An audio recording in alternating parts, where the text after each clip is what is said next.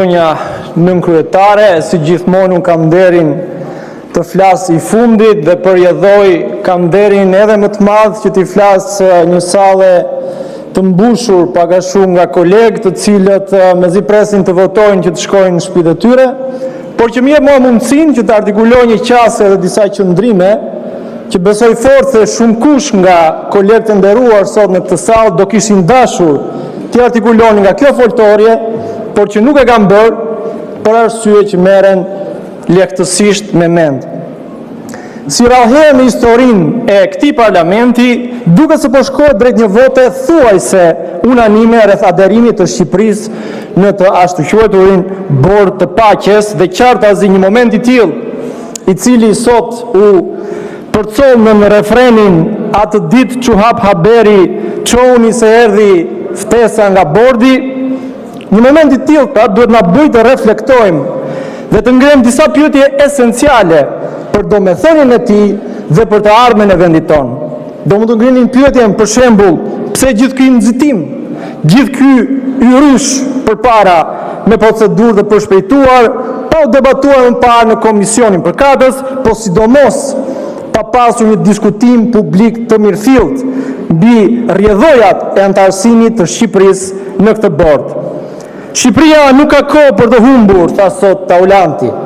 Qartazi ka dashur thotë Edi Rama nuk ka kohë për të humbur, sepse po tjetë për Shqipërinë dhe për shqiptarët, ende mjekët e spitaleve publike nuk ka marrë pagat e dhjetorit. Sikur të mos ishte gjithë ky yrysh, do mund të shtronim hamendësime se deri në çpik do ta qesharakëzoj Edi Rama këtë republikë parlamentare, ku në titullin e projektligjit që na kërkohet votojmë sot ka vendosur emrin e tij. Dhe madje padyshim në situatë të tillë ngre dilemën se çfarë do të ndodhte me përfaqësimin e Shqipërisë në bord nëse pas 2 muajsh Edi Rama thirret i pandeu nga spaku dhe arrestohet. Ashtë për të çuditur sikur nëse Edi Rama ta vendos që të kthejnë emrin e vet edhe në kushtetutën e Shqipërisë, mendoj se jo. Do duhet të diskutonin për faktin kontradiktor, që nga njëra anë kjo qeveri nuk lë rast pa përmendur trenin e integrimit me Bashkimin Evropian, e nga ana tjetër pothuajse asnjë prej vendeve të BE-s nuk e ka pranuar ftesën për të aderuar në këtë bord me përjashtimin e vetëm të Hungarisë, që njihet ndryshe si delja e zezë e Bashkimit Evropian, që qeveriset nga një autokrat si Viktor Orbani dhe që i ka kanalizuar të gjitha fondet e BE-s drejt miqve të tij oligark në vendin e vet. Sigur mos ishte gjithë ky yrysh, do mund të shtonin pyetjen se si ka mundësi që vende si Franca, Suedia, Danimarka, Norvegjia, madje edhe Slovenia e vogël e ka refuzuar ftesën, dhe që të gjitha vendet e tjera të Bashkimit Evropian janë duke kërkuar sqarime mbi funksionimin e Bordit të Paqes, si dhe mbi implikimet që ai do të ketë në vazhdimsinë e Organizatës së Kombeve të Bashkuara, një organizatë në të cilën Shqipëria aderon, është vend antar, dhe e cila për 8 dekada ka qenë epicendra e diplomacisë botërore. A ka kërkuar vallë sqarime konkrete se si do funksionojë Bordi i Paqes ndaj Departamentit të Shtetit Amerikan kjo qeveri, për të kuptuar mënyrën konkrete dhe se cilat do të jenë të drejtat dhe detyrimet e Shqipërisë. A do të kemi për shembull të drejtën e vetos, siç kemi si vend antar i NATO-s, dhe çfarë implikime ka për sigurinë e vendit. Ne mund të shtrojmë pyetjen nëse Shqipëria duhet apo jo të marrë pjesë në një organizatë ndërkombëtare ku në statutun e cilës nuk pranohet as formalisht barazia e shteteve antare. Dhe meqenëse sot këtu na u bën interpretimin nga shumë teolog, le të citojmë vetë Biblën, le të citojmë pra statutin ku thuhet: antarësia në Bordin e Paqes kufizohet vetëm për shtetet që janë ftuar për të bërë pjesë nga kryetari. Çdo shtet antar do të jetë i tillë për 3 vjet me përjashtim të vendeve që kontribuojnë me $1 miliard brenda vitit të parë. A thua do të mbledh dot $1 miliard Edi Rama fal miqve të tij oligark për të bërë i përgëdhelur i Donald Trumpit, apo një vend si Shqipëria që $9 miliard ka gjithë buxhetin e shtetit? Për Për kontrast, dua të citoj statutin e OKB-s, ku si thash Shqipëria është vend antar, i hartuar menjëherë pa luftës së dytë botërore, mbi konsensusin e mënjanimit në çdo kusht të katastrofave të ngjashme.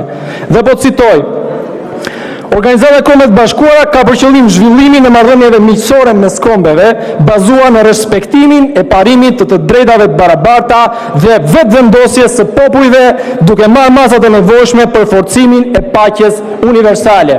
Dhe a dini se kur ka luajtur një rol kyç për hartimin e këtij statuti, e kësaj karte?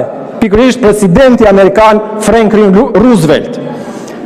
Në amullim globale që po shpaloset kohët e fundit në kontradiktën mes SBA-s dhe institucioneve të Bashkimit Evropian dhe vendeve kryesore të BE-s, siç është për shembull çështja e Groenlandës, çështja e vendosjes së tarifave të larta e me radhë, pse vau dashka që Shqipëria të mbajë qëndrime të pamenduara, të cilat mund të sjellin pasoje në procesin e integrimit në Bashkimin Evropian. Meqense Edi Rama para 2 ditësh i theu notën në sjellje e Ministrisë së Jashtme, a ka diskutuar kjo qeveri me shtetet kryesore anëtare të Bashkimit Evropian për pasojat e aderimit të Shqipërisë në bordin e paqes. Atëherë, në kuadër të gjithë këtyre pyetjeve, për të cilat do duhet ishte debatuar sot në këtë kuvent të nderuar, thuajse në unanimitetin e vet, si shpjegohet ky vrulli i madh i Edi Ramës për të hyrë aventurave pa konsultuar më parë me partnerët evropian? Përgjigjja për çdo shqiptar që ka sy vesh në një sistem qendror që i ndërlidh këto shisa është fare e thjeshtë. Përgjigjja ndodhe në skandalet korruptive që kanë kapluar qeverinë e Edi Ramës, në kërkesën e spaku për heqjen e imunitetit të Belinda Ballukut, e cila ka pafytyrësinë që të kapardizet ende në karrigen e zëvendës kryeministres. Përgjigjja ndodhet në skandalet e grupit të strukturuar kriminal që drejton ende sot Akshin, që është paradhema e lejeve të ndërtimit që Edi Rama u jep trafikantët të kokainës dhe që hakeron dosjet hedinore të spakut për t'u shpërndarë në pas të hetuarve. Ndodhet gjithashtu në skandalet e inceneratorëve imagjinar dhe të parqeve teknologjike imagjinare. Me fjalë të thjeshta, Edi Rama në gënjen mendja se hedhja e një firme në bordin e paqes do të sigurojë paprekshmërinë e tij nga institucionet e drejtësisë. Ai ndoshta shpreson se njësoj siç korruptoi Charles Megonigalin për interesat e tij, mund të korruptojë edhe presidentin e Shteteve të Bashkuara të Amerikës. Edi Rama thjesht do të shpëtojë lëkurën e tij dhe është gati të filmos gjithçka. Është gati të falë jo vetëm Sazarin dhe Zvërnecin, për cilat Sali Berisha para pak minutash foli me krenari se si i fali ai një herë, por çdo gjë si pranoi Berlusconi, po është gati të falë mbar Shqipërinë, vetëm që të marrë fermanin e faljes. Kjo në fakt është fytyrë nda vetë SBA-ve, duke konsideruar të jo si një hegemon global, por si një shtet, politika e jashtme e të cilit influencohet nga Edi Rama dhe mund të blihet për 30 aspra. Por në këtë kuvent ka ende një pyetje që kërkon përgjigje. Si vallë do t'ja shpjegoj shqiptarëve këtë bashkim votash me Edi Ramën, Sali Berisha? Me ç'projekt për paqen e për rendin e ri global do justifikohet jo dakordësia e radhës? Edhe këtu përgjigja është e thjeshtë. Halli i përbashkët i Edi Ramës dhe i Sali Berishës është sistemi i ri i drejtësisë që nga mbrapa ka mbështetjen e fortë amerikanëve. Ky halli i madh ju bashkon me një kordon të trashë umbilikal që ju ushqen e ju mban ende gjallë në politikë. Pra sa blokoni foltore, ndizni flakat banët, shtyheni e shaheni me gardisët ju s'ju kanë asnjë faj, pra sa shtireni pra, halli i përbashkët ju ka ulur në ujdi për ndryshimet kushtetuese që do ta kufizonin rrezen e sistemit drejtësisë ndaj paprekshmërisë së figurës suaj. Dhe se këto ndryshime s'keni guximin t'i ndërmerrni pa lejen e amerikanëve dhe shpresoni o të ngratë se sevilizmi do të jetë streha juaj. Shqipëria është një vend që marrëdhënien me aleatët ndërkombëtar nuk duhet ta bazohet te servilizmi, por te partneriteti. Rrjedhimisht qëndrimi i përgjegjshëm në radhë parë në raport me popullin shqiptar është ndaj çështjes së aderimit në bordin e paqes, qëndrimi i cili është koherent me atë të vendeve të Bashkimit Evropian, ku Shqipëria synon të integrohet, është kërkesa për qartësi se ku po aderojmë dhe ç'pasoja sjell kjo për të ardhmen e vendit. Kjo kërkon kohë, kërkon diskutime intensive me partnerët tanë evropian dhe amerikan, si dhe një debat të gjerë publik me qytetarët e këtij vendi.